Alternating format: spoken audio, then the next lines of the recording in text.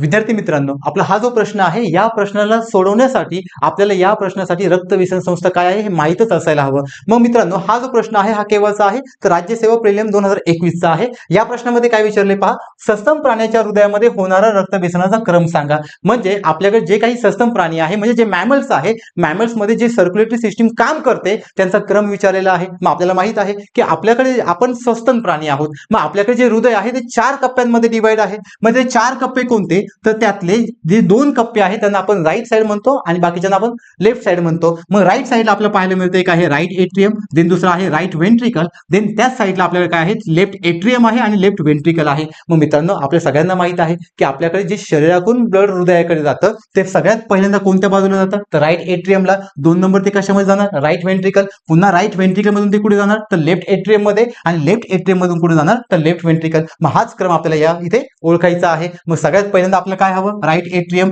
Then आपल्याला second नंबरला काय हवं राईट व्हेंट्रिकल, देन आपल्याला काय हवं left ventricle sorry left atrium आणि लेफ्ट एट्रियम नंतर काय हवं लेफ्ट व्हेंट्रिकल. म्हणजे आपला क्रम काय झाला, हा 1 नंबर, हा आपला 2 नंबर, हा आपला 3 नंबर आणि हा आपला 4 नंबर. मग असा ऑप्शन आपण इथे शोधायचा.